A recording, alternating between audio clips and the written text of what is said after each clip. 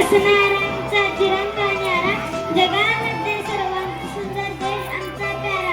या तिरंग्याच्या सन्मानासाठी प्राणही देऊ आम्ही. भारत माता की जय म्हणत नेहमी पुढे जाऊ आम्ही. नमस्कार, माझे नाव श्रीशा सुरेश शिपेकर. माझ्या शाळेचे नाव विद्यामध्ये पाठवा.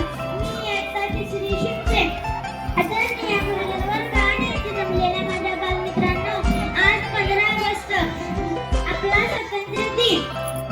सर्वात आधी तुम्हा सर्वांना स्वातंत्र्य दिनाच्या खूप खूप शुभेच्छा.